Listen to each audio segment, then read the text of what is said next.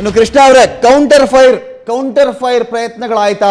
ನೀವು ಇಷ್ಟೇ ನೋಡಿದ್ರಲ್ಲ, ಕೌಂಟರ್ ಫೈರ್ ಒಂದ್ ಕಡೆಯಿಂದ ಬೆಂಕಿ ಹೊತ್ಕೊಂಡು ಬರಬೇಕಾದ್ರೆ ಮುಳ್ಳಿಗೆ ಮುಳ್ಳೇ ಮದ್ದು ಅಂತ ಹೇಳಿ ಅಂತ ಕೌಂಟರ್ ಫೈರ್ ಕೊಡೋ ಕೆಲಸ ಏನಾದರೂ ಮಾಡಲಾಯ್ತಾ ಅಲ್ಲಿ ಸೋಫಾರ್? ಎಲ್ಲಿ ಮಾಡಬೇಕು ಅಂತ ಕಡೆ ಸರ್, ಎಲ್ಲ ಕಡೆನೂ ಮಾಡಿಲ್ಲ. ಓಕೆ. ಎಲ್ಲಿ ಇಂಪಾರ್ಟೆಂಟ್ ಆಗಿ ಈಗ ನಾವು ಒಂದು 100 ಎಕರೆ ಹೋಗಿದೆ, ಸುಟ್ಟೋಗಿದೆ. ಹಾ, ಅದ್ರ ಜೊತೆಗೆ ಇನ್ನೊಂದು 1000 ಎಕರೆ ಸುಡೋದು ಬೇಡ, ಆ ಪರಿಸ್ಥಿತಿ ಬಂದ ಸಮಯದಲ್ಲಿ ಕೊಡ್ಲೇಬೇಕಾಗುತ್ತೆ ಸರ್. ಓಕೆ. ಅಂತ ಕೆಲಸ ಆಯ್ತಾ ಅಂದ್ರೆ ನಾವು ಸರ್ ಅಂತ್ಯದು ಆಗಿದೆ ಸರ್. ಓಕೆ.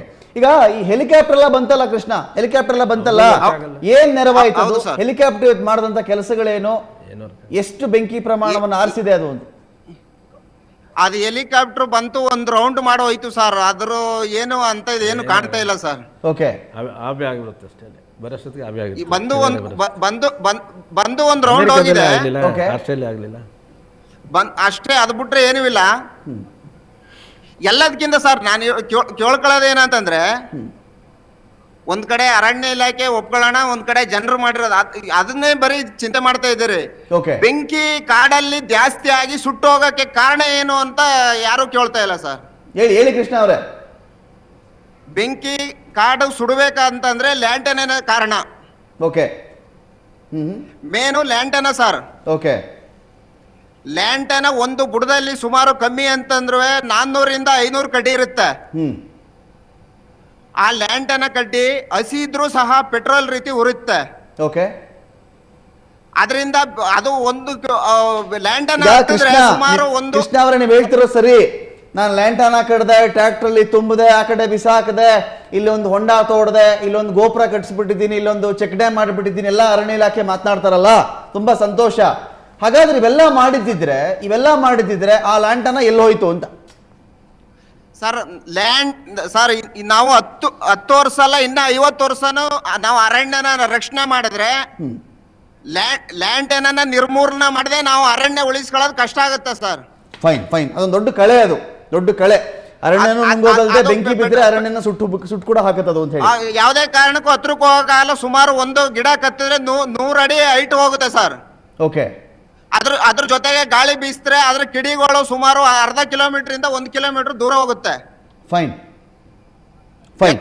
ಅದರಿಂದ ಮೇನ್ ಇದು ನಿರ್ಮೂಲಕ, ಇದ್ರ ಬಗ್ಗೆ ಜಾಸ್ತಿ ಚಿಂತನೆ ಮಾಡ್ಬೇಕು ಸರ್. ಫೈನ್ ಮಾತಾಡ್ತೀನಿ. ಪ್ರೇರಣಾ ಅವರೇ ನೋಡಿ, ಅವ್ರು ಲ್ಯಾಂಟನ ಬಗ್ಗೆ ಮಾತಾಡ್ತಾರೆ. ಹಾಗಾದ್ರೆ ನನಗೆ ಈ ಬಾರಿ ಅಂತೂ ಒಂದು ದಿವ್ಯ ನಿರ್ಲಕ್ಷ್ಯ, ಅದು ಆ ಕಾರಣಕ್ಕೇನೆ ಇಷ್ಟು ಬೆಂಕಿ ಆಗಿರೋದು ಅಂತ ಹೇಳಿ. ಈಗ ಅವ್ರು ಹೆಲಿಕಾಪ್ಟರ್ ಬಗ್ಗೆ ಹೇಳಿದ್ರು, ಎಲ್ಲರೂ ಅನ್ಕೊಂಡಿರೋದೇನು, ಹೆಲಿಕಾಪ್ಟರ್ ಬಂತು, ನೀರು ಸುರಿದು ಬಿಡ್ತು, ಎಲ್ಲ ಕಂಟ್ರೋಲ್ ಬಂದ್ಬಿಟ್ಟಿದೆ.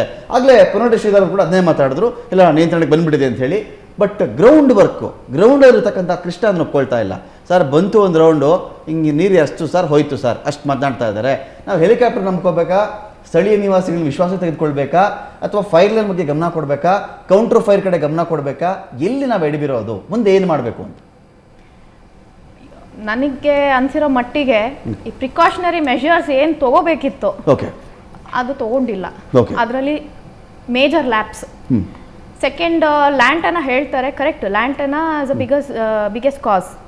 ಬಟ್ ಅದನ್ನ ಯಾಕೆ, ಅದ್ರ ಬಗ್ಗೆ ಯಾರು, ಅರಣ್ಯ ಅಧಿಕಾರಿಗಳು ಯಾಕೆ ಅದ್ರ ಬಗ್ಗೆ ಅದನ್ನ ಅಟ್ಲೀಸ್ಟ್ ಇದನ್ನ ಕಂಟ್ರೋಲ್ ಮಾಡ್ಬೋದಲ್ಲ, ಕಟ್ ಮಾಡಿ ಇದನ್ನ ವೀಡಿಂಗ್ ಮಾಡ್ಬೇಕಾದ್ರೆ 30 ಮೀಟರ್ಸ್ ವೀಡಿಂಗ್ ಮಾಡಬೇಕು. ಇವರು 30 ಮೀಟರ್ಸ್ ವೀಡಿಂಗ್ ಮಾಡ್ತಾ ಇಲ್ಲ, 10 ಮೀಟರ್ಸ್ ವೀಡಿಂಗ್ ಆಗ್ತಿದೆ ಅಷ್ಟೇ. ಸೊ ಅದು ಯಾಕೆ ನಿರ್ಲಕ್ಷ್ಯ, ಯಾಕೆ ಹಾಗೆ?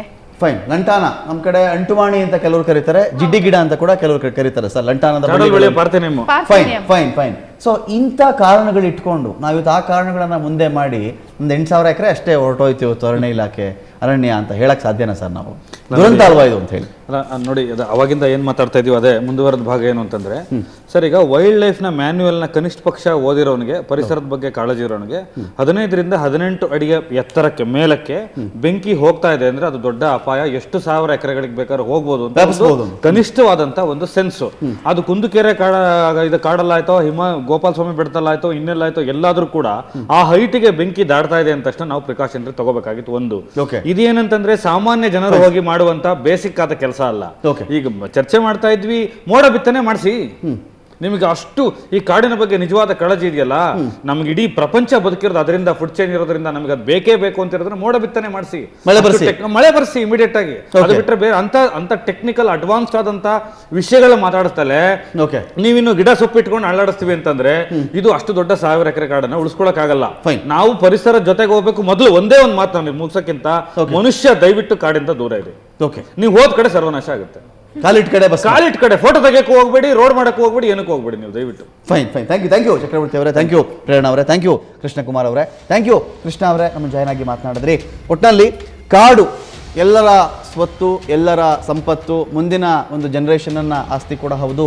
ದಯವಿಟ್ಟು ಇಂಥ ಕಡೆಯಲ್ಲಿ ಕಿಡಿಯನ್ನು ಹಾಕಬೇಡಿ. ಕಾಡು ಎಲ್ರಿಗೂ ಬೇಕು. ನೀರು ಹಿಡಿದಿಟ್ಕೊಳ್ಬೇಕು ಅಂತ ಹೇಳಿದ್ರೆ ಕಾಡು ಬೇಕೇ ಬೇಕಾಗುತ್ತೆ. ಇಂಥ ಅರಣ್ಯ ನಾಶವನ್ನು ಮಾಡದೆ ಅರಣ್ಯ ರಕ್ಷಿಸಿ ಅಂತ ಹೇಳ್ತಾ ಚರ್ಚೆ ಮುಗಿಸ್ತಾ ಇದ್ದೀನಿ. ನಮಸ್ಕಾರ.